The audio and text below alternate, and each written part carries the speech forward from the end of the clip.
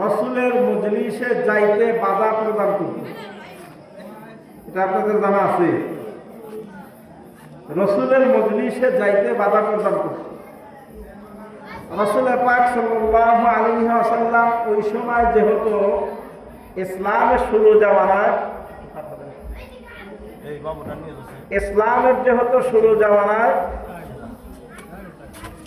শুরু জামানায়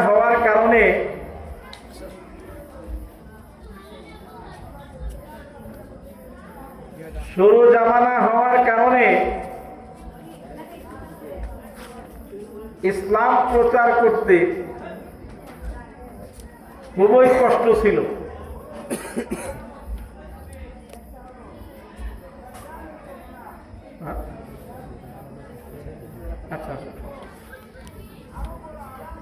ইসলামের শুরু জামানায় দাওয়াত দেওয়া খুবই কষ্টকর ছিল। এই জন্য রাতের অন্ধকারে, গভীর রাত্রে, ভাইজান জানতো ভাই বসেন একটু, যাই হোক, রাতের অন্ধকারে রাসূল পাক সাল্লাল্লাহু আলাইহি ওয়াসাল্লাম সাহাবীদেরকে নিয়ে আলোচনা করতেন। আবু জাহেল, উতবা, সাইবা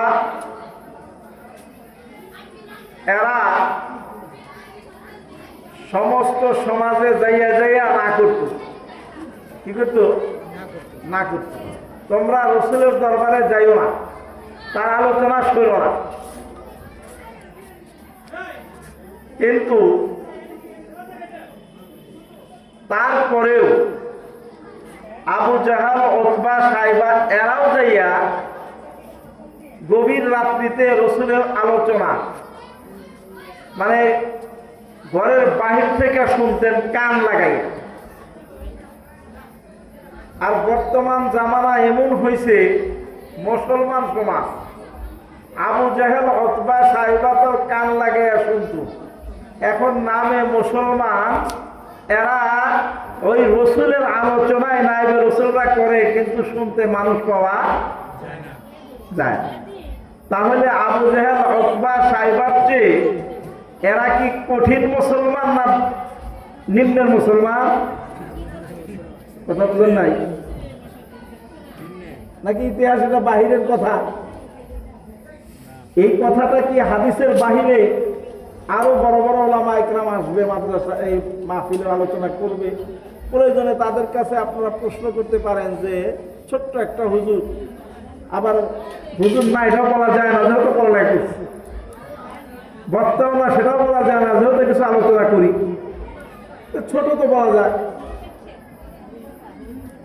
তাহলে এখন এই সমস্ত মানুষ কোনোদিন ওলামা ইকরামের মজলিসে বসে না এবং আসতেও বাধা দেয়, গভীর রাত্রেও আসে না, তাহলে তারা উতবা, সাইবা, আবু জাহেলের চেয়ে উৎকৃষ্ট না নিকৃষ্ট? কথাটা বুঝে আসছে? এই গেল আজকের সমাজের অবস্থা। অথচ আল্লাহ পাক বলছেন কি, এই উম্মাহ সমস্ত উম্মতের চেয়ে কি শ্রেষ্ঠ? আমরা দাবি করি কিনা? আল্লাহ বলছে কথা সত্য, তবে কিছু কাজ আছে। আল্লাহ পাক বলতেছেন কি, কুনতুম খায়রা উম্মাতিন উখরিজাত লিন-নাস, তোমরা উত্তম উম্মত, সমস্ত উম্মতের ভিতরে তোমরা উত্তম উম্মত। তবে তোমাদের উত্তম উম্মত হওয়ার পিছনে কিছু শর্ত আছে। কিছু কি আছে? খামাখা উত্তম হওয়া যায় না। কুনতুম খায়রা উম্মাতিন উখরিজাত লিন-নাস, তোমাদেরকে বের করা হয়েছে, উম্মতের ভিতরে বাছাই করা হয়েছে, শ্রেষ্ঠত্ব দেওয়া হয়েছে, উখরিজাত লিন-নাস, মানুষের উপকারের জন্য। মানুষের কি? আজকে আমরা যারা মজলিসে আসি, অধিকাংশ যারাই আসি, এদের 50-60 বছর হয়ে গেছে, কথা ঠিক রেখে। বিগত সময়ের ভিতরে দেখেন, বর্তমান জামানার মুসলমানগুলো শ্রেষ্ঠ উম্মত দাবি করে, শ্রেষ্ঠ মুমিন দাবি করে, কিন্তু মানুষের কতটুকু উপকার করছে আর কতটুকু ক্ষতি করছে দেখেন দেখি।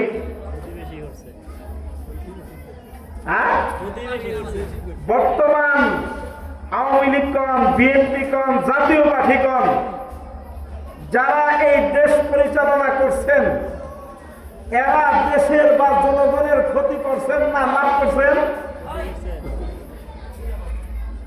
অথচ এরাও কি মুসলমান দাবি করে, উত্তম উম্মত দাবি করে? দাবি করে কি করে না?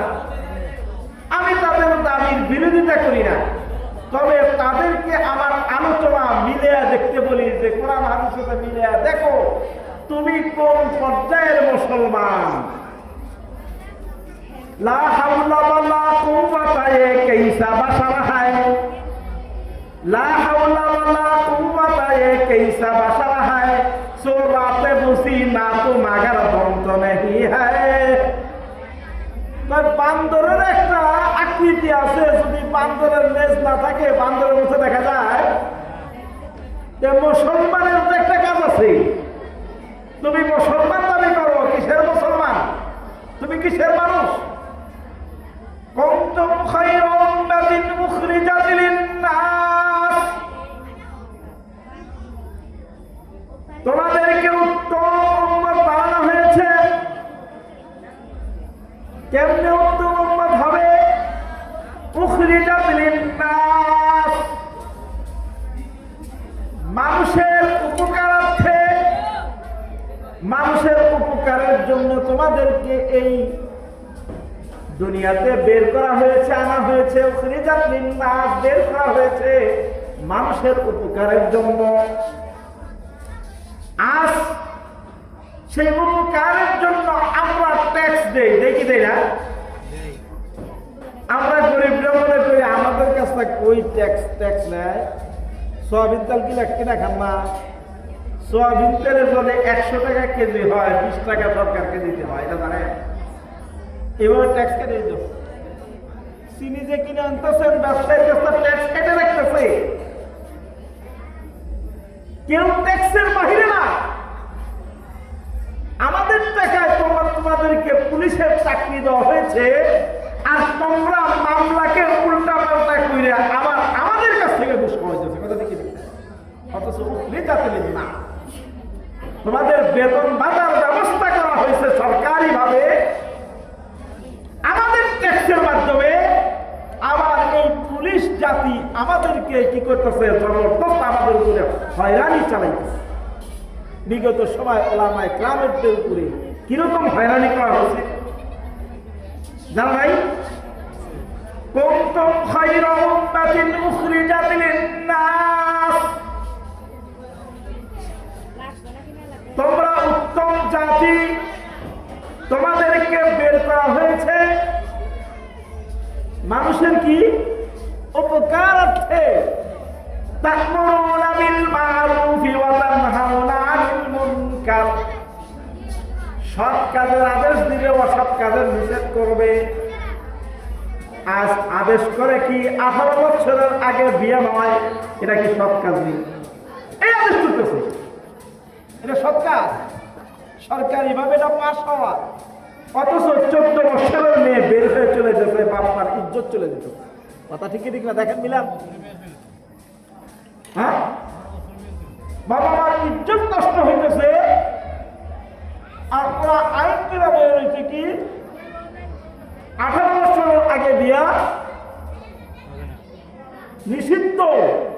একটা বিবাহ অনুষ্ঠান করেন 18 বছরের আগে, সাথে সাথে পুলিশ এসে পড়ে। অথচ বিবাহের ব্যাপারে এতটুকু স্বাধীনতা দরকার ছিল, মুসলমানদের জন্য এতটুকু স্বাধীনতা দরকার ছিল। বিবাহ প্রয়োজন, মেয়েকে বিবাহ দিয়ে দাও। ছেলের বিবাহ প্রয়োজন, ছেলেকে বিবাহ করা হয়। এই জায়গায় কি করছে, আইন বসানো হয়েছে। আমাদের খবর নাই, আমাদের কি নাই, কিন্তু একটা খবর আছে, কি ইহুদি খ্রিস্টানরা ওরা যে গবেষণা করতেছে, গবেষণা করে কিছুদিন আগে আমাদের উপরে চাপায়া দেওয়া হয়েছিল,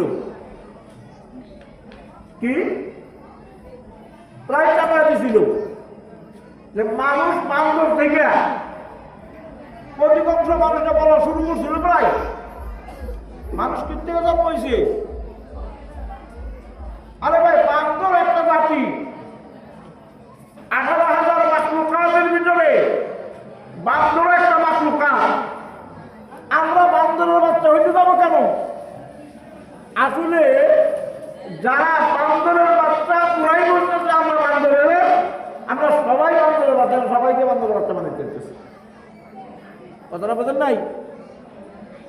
মুসলমান কোনদিন বান্দরের বাচ্চা হতে পারে না, এরা আদমের বাচ্চা, আদম হওয়ার বাচ্চা। আমাদেরকে আমেরিকার ভিতরে গবেষণা চলতেছে যে মানুষের ভিতরে বান্দরের কিছু স্বভাব পাওয়া যায়। এই জন্য বান্দর নিয়ে গবেষণা করতেছে, কি বান্দরকে একটা জিনিস দেখাইলে ও যদি বুঝতে পারে এটা কোনো খাদ্য না, ওদের কাছে যাবে না, অথচ খাদ্য কিন্তু ওরা দেয় না। বান্দর বলছে খাদ্য না, ওদের কাছে যায় না। ওইরকম ভাবেই গবেষণা করে করে আমাদের মুসলিম কান্ট্রিগুলোর ভিতরে, বিশেষ করে বাংলাদেশের ভিতরে কয়েকটা শব্দ মুসলমানদের ভিতরে চালা দিচ্ছে। কি হুজুররা এটা করবো কে, হুজুররা ওটা করবো কে, হুজুররা রাজনীতি করবো কে, হুজুররা দেশ পরিচালনা করবো কেন? মুসলমানের যে এতটুকু নলেজ থাকা দরকার,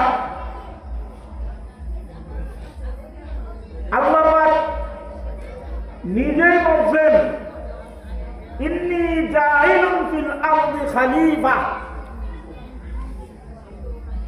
যে এই দুনিয়াতে মানুষ সৃষ্টির আগে আল্লাহ পাক বলছেন আমি এই দুনিয়ার প্রতিনিধি সৃষ্টি করতে চাই।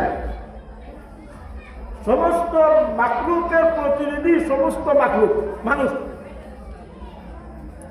মানুষের ভিতরে প্রতিনিধিত্ব করবে অমানুষ মনে হয়, মানুষের ভিতরে নেতৃত্ব দিবে মনে হয় যারা সমাজের সবচেয়ে অমানুষ। কথা বলেন নাই? বর্তমান দেখেন আপনাদের এই এলাকায় মনে হয় নাই, আমাদের এলাকায় আছে, বা আমি যে জায়গায় চলাফেরা করছি সেই সমস্ত এলাকায় মনে আছে। একটা মেম্বারিতে দাঁড়াইলো ওই এলাকার সবচেয়ে বড় মানুষ ওই মেম্বার, আজ থেকে 15 বছর আগে, 15-20 বছর আগে। আমি মনে মনে ভাবলাম এই বদমাইশটা কিভাবে মেম্বার হইব, কোনোদিন তো সম্ভব না। কিন্তু নির্বাচন শেষে দেখা হইল ওই বদমাইশে মেম্বার হইল। কথাটা বুঝেন নাই? মান তাসাব্বাহা বিকওমিন ফাহুয়া মিনহু, যার সাথে যার সম্পর্ক, আপনার যে তাকে পড়তিয়া মেম্বার বানাইলেন, চেয়ারম্যান বানাইলেন, এমপি বানাইলেন, মনে হয় তার সাথে আপনার কোনো সম্পর্ক নাই, আপনি তাকে মনে হয় ভালোবাসেন না, বদমাইশ নেতা বানাইলেন, আপনিও একজন কাট্টা বদমাইশ। কথা ঠিক ঠিক। কুনতুম খায়রা উম্মাতিন উখরিজাত লিন-নাস তা'মুরুনা বিল মা'রুফি ওয়া তানহাউনা 'আনিল মুনকার। খায়রা উম্মতের কাজ হইতেছে সৎ কাজের আদেশ করবে, অসৎ কাজের নিষেধ করবে। যেই সমস্ত কাজগুলি সৎ, আপনার যান ওয়ার্ড মেম্বার থেকে নিয়ে চেয়ারম্যান পর্যন্ত, চেয়ারম্যান থেকে উপজেলা চেয়ারম্যান পর্যন্ত সংসদ ভবন পর্যন্ত আপনি একটু বেজালে পড়িয়া দেখেন কত গুনাপাক খাইতে হয়। কিন্তু উলামা ইকরামের কাছে আপনি সমস্যায় পড়ে যখন পানি ফু দিতে যান, হুজুর বারবার সময় ঘুম থেকে উঠে পানি পুড়ে দেয়, দেখি না এখন পাওয়ার অতটুকু, তার কতটুকু পাওয়ার অতটুকু, তার কাছে তো ইউনিয়ন পরিষদের কোনো কাজ নাই,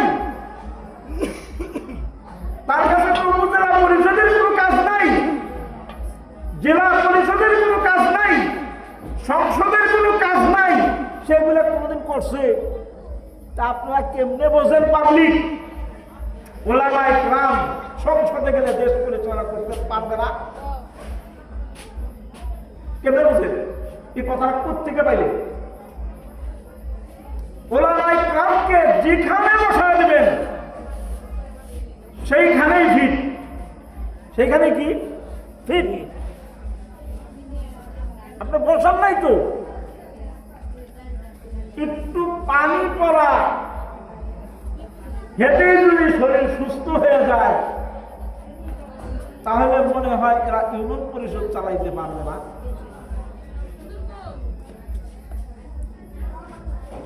কি মনে করেন ওলামা ইকরাম কত কাজ করতেছে? একটু পিছন দিকে তাকান, আপনার এখানে না বলিভদ্র চেনেন তো? বলিভদ্র চেনেন? বলিভদ্র ইমাম সাহেব কয়েকদিন আগে মারা গেছে। এই ইমাম সাহেব কিন্তু আলেম ছিল না, কথা বোঝেন নাই? পড়ার ভিতরে বহুত ভুল ছিল। এই সমস্ত ইমাম সাহেব দিয়ে কি করা হয়েছে? মসজিদ চালানো হয়েছে। এখন আল্লাহ শুকুর এই জায়গার ভিতরে একটা মাদ্রাসা আছে, এই জায়গা সেও কি বলা না, কথাটা বোঝেন নাই? 1 বছর হয়নি মাদ্রাসা পরিচালনা হইতেছে, ওলামাদের পড়ালেখা কত সুন্দর, অথচ এই কাজটা কোনটা, কি কাজ জানেন? একটা মুসলমান তার আমল ঠিক করতে চাইলে সর্বপ্রথম নামাজ নষ্ট হওয়ার জন্য আর কিছু প্রয়োজন নাই, নামাজে অশুদ্ধ করা। কথা ঠিক ঠিক না? নামাজ নষ্ট হওয়ার কারণের ভিতরে কি নামাজে কি করা? অশুদ্ধ করা। ওলামা ইকরাম একেবারে অল্প বেতনে দিনই খেদমত করতেছে, আর একটু রাজনৈতিক সাথে জড়িত হওয়ার কারণে এদের পিছনে এমন লাগা শুরু করছে। আমি একটা মশলা ছিলাম, আমি সামান্য কিছু বেতন পাইতাম, 22,000 টাকা বেতন পাইতাম, এমন পিছনে লাগলো মালসা ছেড়ে দেয়। আমরা ব্যবসা বুঝি না, বুঝি না? মালসা না করলে চলবো না। আল্লাহ শুকুর ব্যবসাটা আলহামদুলিল্লাহ ভালোই বুঝে আল্লাহ পাক বোঝার তৌফিক দিয়েছে। মাদ্রাসা ছেড়ে দেওয়ার কারণে দুনিয়ার অনেক উপরে চলে যেতে পারবে ইনশাআল্লাহ, আল্লাহ তৌফিক দান করেন। কথা বলেন নাই? কিন্তু মনের ভিতরে একটা আফসোস থেকে যায় ওলামা ইকরামের, যে কুনতুম খায়রা উম্মাতিন মুখরিজাতিন লিন-নাস তা'মুরুনা বিল মা'রুফ, যে সৎ কাজের আদেশ করবে, অসৎ কাজের নিষেধ করবে। সারাদিন নিষেধ করলে, যেমন কি একটা গরুকে যদি সারাদিন বলেন যে গরুরে তুই অমুক জায়গার ঘাস খাস না, অমুক জায়গা খুব ভালো ভালো ঘাস করলে রাখছি, ওই জায়গাটায় খায়। গরু দেখলেই যদি ওই যে জায়গা নিষিদ্ধ ঘাস দেখলেই দৌড় দিব না। এখন আমাদের যাদের হাল বাড়তে হয়ে গেছে, সারাদিন তাকে চেষ্টা করলে কাম হয় না। অল্প বয়সের ছেলে মেয়েদেরকে যদি ইলমে দ্বীন শিক্ষা দেওয়া যায়, কি মান ক্বারাআল কুরআনা বিশিবাতিহি ইখতারাতাল কুরআনা বিলাহমিহি ওয়া দামিহি ছেলে মেয়েকে কোরআন শিক্ষা দেওয়া যায়, এই কোরআন শিক্ষার মাধ্যমে তার রক্ত মাংসের সাথে কোরআন কি হয়ে যায়, মিশে যায়। অল্প বয়স থেকেই মাদ্রাসার ভিতরে 5 ওয়াক্ত নামাজ হুজুররা গাছ দিয়ে দেয়, পড়াই কি পড়া না, কারণ নামাজ রক্ত মাংসের সাথে কি হয়ে যায়, মিক্স হয়ে যায়, ও কোনোদিন নামাজ ছাড়তে পারে না। কিন্তু দেখেন দেখি এই পর্যন্ত কয়জন ডাকাতকে নামাজি বানাইতে পারছেন? নামাজি বানাইতে পারছে কিছু আল্লাহ বলিরা, যেমন কালো বাস্তানকে নামাজি বানাইতে পারছে আমাদের চরমনার হুজুর, কথা ঠিক ঠিক না? আমি মুফতি মাহবুব একজনকে এরকম মানুষকে নামাজি বানাইতে পারি নাই। কেন পারি নাই? কারণ কারণ আল্লাহ বলে দিচ্ছে কি, ওয়ালাকাদ যারা'না লিজাহান্নামা কাসীরাম মিনাল জিন্নি ওয়াল ইনস লাহুম কুলুবুন লা ইয়াফকাহুনা বিহা ওয়া লাহুম আযানুন লা ইয়াসমাউনা বিহা ওয়া লাহুম আ'য়ুনুন লা ইবসিরুনা বিহা। সমাজের ভিতরে কিছু মানুষকে আল্লাহ পাক প্রস্তুত করে রেখেছেন যাদেরকে জাহান্নামে নিক্ষেপ করা হবে। তারা কেমন মানুষ? লাহুম কুলুবুন লা ইয়াফকাহুনা বিহা। আমি এখানে আলোচনা করতেছি, আলোচনা বুঝেও বুঝবে না, বুঝেও কি বুঝবে না, ঘরে বুঝছে, হ্যাঁ ঘুমায় রয়েছে, আলোচনা কি হইতেছে, এই ধরনের মানুষ আছে কি আছে না? ওয়ালাহুম আযানুন লা ইয়াসমাউনা বিহা। সমাজের ভিতরে এক শ্রেণীর মানুষ আছে তাদের কর্ণ আছে, সব কিছু বোঝে কিন্তু শুনেও শোনে না, শোনার পরে ওই কথাকে উল্টে ফেলে, কথাটা কি ঠিক না? আগেও ছিল। আল্লাহ কইছে হিত্তাতুন নাকফিরুলাকুম, ওই বদমাইশে কইতেছে হিত্তাতুন নাকফিরুলাকুম, কথা বলেন নাই? ওয়ালাহুম আ'য়ুনুন লা ইবসিরুনা বিহা। চক্ষু আছে দেখেও দেখে না। মাদ্রাসা পাশে এটা মাদ্রাসাকে উল্টাপাল্টা নাম কয়, কয় কি কয় না? উলাইকা কাল আনআম।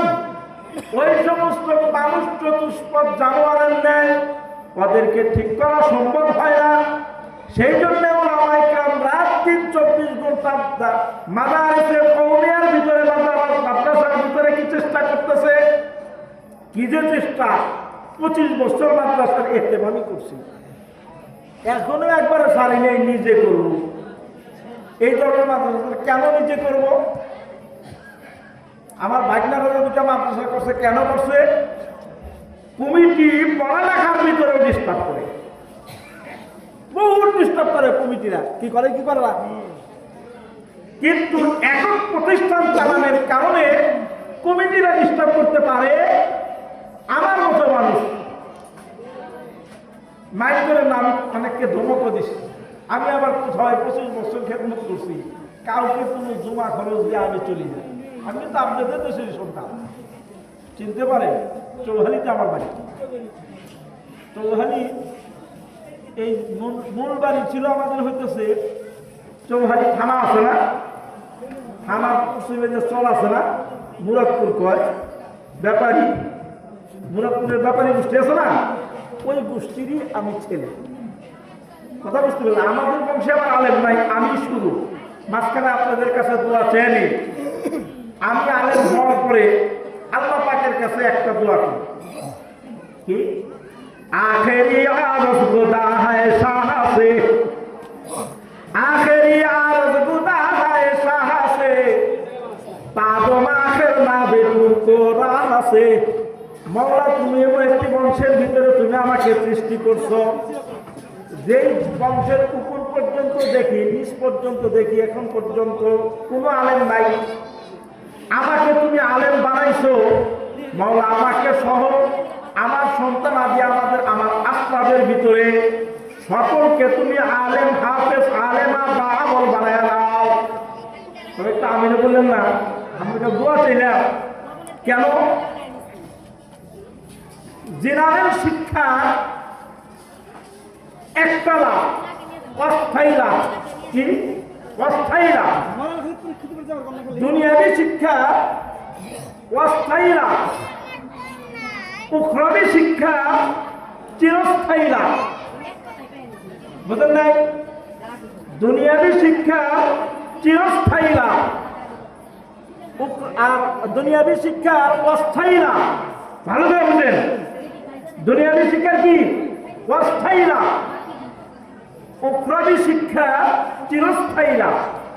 কি মনে করেন দুনিয়াবী শিক্ষা করছে একজন বিশাল বড় ডাক্তার। একটা ডাক্তার হইতে কত টাকা খরচ যায় জানেন? একটা ছেলের পিছনে প্রায় 50-60 লক্ষ টাকা খরচ যায়, জানেন এটা? একটা ছেলেকে ডাক্তার বানাইতে, বড় ধরনের একটা ইঞ্জিনিয়ার বানাইতে ওইরকমই খরচ যায়, বড় ধরনের একটা অফিসার বানাইতে ওইরকমই খরচ যায়। কিন্তু ওদের যখন চাকরির ডেট শেষ, আর তাদের কোনো মূল্যহীনতা শুরু। যেই দুটা চক্ষু বন্ধ করলো, এই ডাক্তারিতে কোনো লাভ হইব? এই দুনিয়াতে আরাম, দুনিয়াতে কি আরাম। কিন্তু উখরাবী শিক্ষা, মাদারিসে কওমিয়ার শিক্ষা, এই শিক্ষা চিরস্থায়ী লাভ। আমি বুঝি দুনিয়াতেও লাভ, আখিরাতেও লাভ। দুনিয়াতে লাভের কিছু অংশ বোঝা যায়, আর দুনিয়ার থেকে বসে বসে আখিরাতের লাভের অংশ বোঝা যায়। কিভাবে সেটা বুঝবেন না? কিভাবে?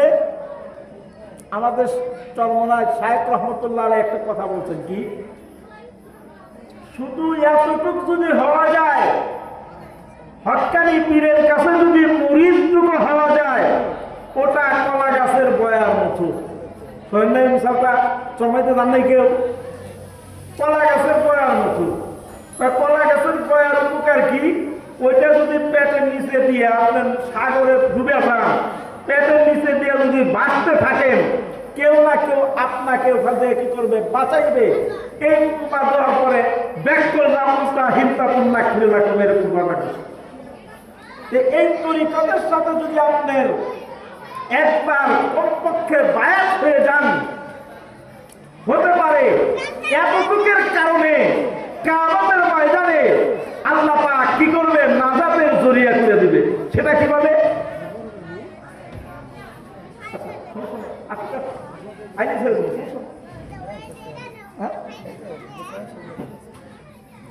যে কথা বলতেছিলাম, কুনতুম খায়রা উম্মাতিন উখরিজাত লিন-নাস তা'মুরুনা বিল মা'রুফি ওয়া তানহাউনা আনিল মুনকার।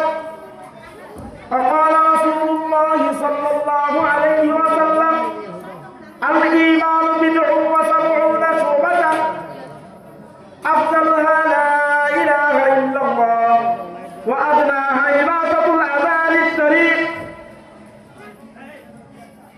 মানুষ এই জামানার উম্মতকে আল্লাহ পাক মানুষের উপকারের জন্য বানাইছে। আর ঈমানের ৭৭টি শাখার চেয়ে বেশি শাখা আছে, মানে আরো বেশি। আমরা কমপক্ষে ৭৭টা ধরি।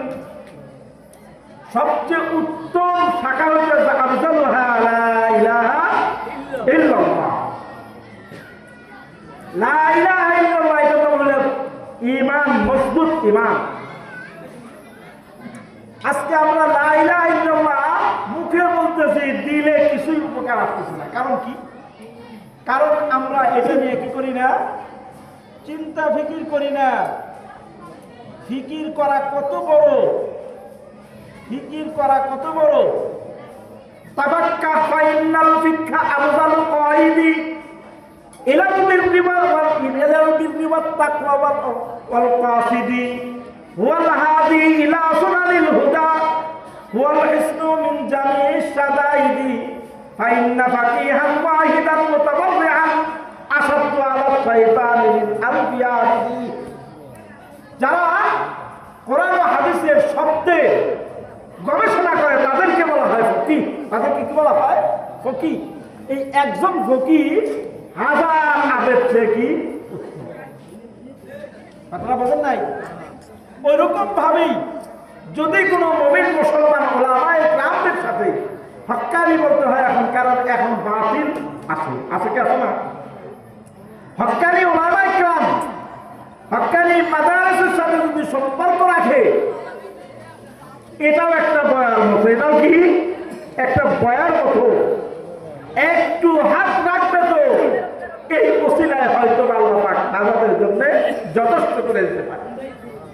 কিন্তু মুসলমানদের ভিতরে একটা দূষণ দিয়ে দিতে কি, এক শ্রেণীর মানুষ মসজিদ মাদ্রাসায় আইসা ওয়াজাতা হুজুরদেরকে বিরক্ত করে। ভাই আমি দয়া করে বলবো, বিরক্ত করেন না, হুজুরদের দ্বারা আমাদের কি লাভ জানেন? একটা ইমামকে যদি ওরকম ভাবে বেতন দেওয়া হয়, ইমামকে যদি বিরক্ত না করা হয়, তো আল্লাহ পাকের কাছে দোয়া করে ওটা একটা ইমাম একটা মুসলমানদের জন্য পার হাউস। জানেন না, বোঝেন নাই? ইমাম মানে কি একটা সমাজের দিন নামাজ পড়াইতেছে, বিরক্ত করার কারণে হঠাৎ নামাজ ফাসেদ হয়ে গেল, ইমামের দোষ দেব না আপনার দোষ দেব? কেন বিরক্ত করে? মুসলমান ইমামদেরকে কিভাবে বিরক্ত করে? মুসলমান ওলামায়ে কেরাম মাদ্রাসা কওমিয়া আলেমদের বিরুদ্ধে কেন দেখেন কত বড় বিরুদ্ধে করছে। আমি এই কথাটা করে শেষ করে দেবো। সাভারে বাড়ি করছে, সাভারের দামসোনা ইউনিয়নের চেয়ারম্যান সাইফুল চেয়ারম্যান ছিলেন তো আপনারা মনে হয় নাকি? সাইফুল চেয়ারম্যানের এলাকায় আমি বাড়ি করছি।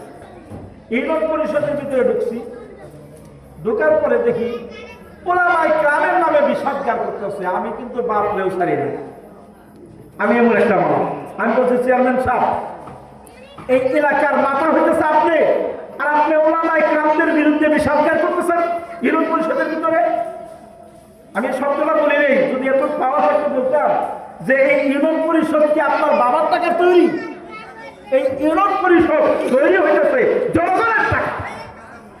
ওলামায়ে কেরামকে বলতেছে রাজাকার, আলবদর, কারা। আমি বললাম, চেয়ারম্যান সাহেব থামেন, ওলামায়ে কেরাম সকলকে এরকম ভাবে গালি দিবেন না, যে খারাপ করছে তাকে বলেন। আমার বলতেছে আপনি কে? আমি বললাম গোপালবাড়ি মাদ্রাসা প্রিন্সিপাল। আপনি কোন দল করেন? আমি বলি আমি তো কোনো দল করি না, চরমোনার মুরিদ। কি চরমোনার মুরিদ? আমি ছাত্র জামানায় মুরিদ বেশি। হয়তো আপনি কোনো দলের সাথে সম্পর্ক না? কই না, no Awami League, no BNP, Islam is the best, এই দল আমি করি। বলতেছে তারা আপনাদের দলের মার্কাটি কই হাত পাখা। কি হাত পাখা? তা আপনাদের দলের তো এরকম নমিনেশন দিব না, তাহলে আপনি ভোট দেবেন কেমনি? আমি বলি আমার সাহেব যেটা অফার করবে যে তোমরা ভোট থেকে বিরত থাকা, আমি ভোট থেকে বিরত থাকি, কাউকে ভোট দেবো না। আওয়ামী লীগ না করলেও, আওয়ামী লীগকে ভোট না দিলেও বিএনপিকে আমরা কখনো দেবো না। কারণ আপনারা জানেন না বিএনপি কত খারাপ।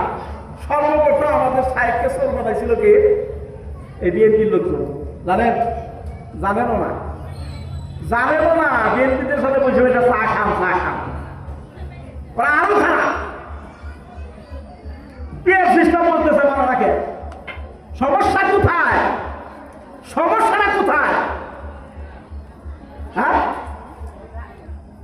পরে রাস্তা করব, রাস্তা সোজা গেলে যাকে কন্ট্রাক্টারি দিছে সে দেখছে আমার বাড়ি ভাঙে না, এরপর আমার বাড়ি ভাঙছে ওই ইউনিয়ন পরিষদে কিছু কথা বাড়ি ভাঙ্গা তসতস করে দিচ্ছে। গত 2 বছর আগে আমি শুধু আল্লাহর কাছে কিছুই বলি নেই, বলছিলাম হে আল্লাহ, শক্তি তো আমার নাই। 1 নম্বর আমি বিদেশি, 2 নম্বর আমি আলেম, আমার পক্ষে কেউ নাই। আল্লাহ তুমি আমাকে ব্যবস্থা করে দেবে। ধাক্কা দিয়েছে, 1 তলা বাড়ি 2 তলা হয়েছে। কি হয়েছে? বাড়ি ছিল 1 তলা, কয় তলা হয়েছে? 2 তলা হয়ে গেছে। আল্লাহ পাক ব্যবস্থা। আমার ইয়াতাওয়াক্কাল আলাল্লাহ ফাহুয়া হাসবুহ। আমি আপনাদের সামনে বলে যাই, আমার দুলাভাই ইমারত ভাই, আপনারা তো চেনেনই, ছোট্টবেলার থেকে আমার সাথে সম্পর্ক, আমাকে কাঁধে নিয়ে মানুষ করছে। এই লোকটার ভিতরে আমল এবং ইখলাস ভরপুর। আল্লাহ পাক তার 4টা ছেলেকে আলেম বানাইছে, বলেন আলহামদুলিল্লাহ। শেষ পর্যন্ত 3 ছেলে বিয়ে শেষ। 4র্থ ছেলে আছে, আমাকে খালি খুঁচাইতে আমার বুবুর বাড়ি, ওই বাড়িতে মাহফিল, ওখানে আমার চাচা উস্তাদ, ওখানে বসে ফয়সালা আমার মেয়ে তার ছোট ছেলের সাথে নিচ্ছে। কথা বোঝেন নাই? আলহামদুলিল্লাহ। আমি বলে যেতেছি চিরাগে রাকে ইজাত পারু পারুজাত হারা কাসরা জিন্দারি শাস বাসুজাত। এই ফ্যামিলিটা ইখলাসও তার ভরপুর। ইনশাআল্লাহ এই বাতি যে জ্বালাইছে, কে জ্বালাইছে? আল্লাহ পাক। আপনারা আমরা কেউ এদের পিছনে থাকি আর না থাকি, এই বাতি দুনিয়ার কেউ নিভাইতে পারবে না। তবে আমি আহ্বান করব, আপনারা আসেন, এই বাতির পিছনে থাকেন, আলো অবশ্য কিছু না কিছু পাইবেন ইনশাআল্লাহ। ওয়া আখির দাওয়ানা আলহামদুলিল্লাহি রাব্বিল আলামিন। আমি দোয়া চাই, আপনাদেরও দোয়া করি। আবার ইনশাআল্লাহ যদি হায়াতে বাঁচতে থাকে ইনশাআল্লাহ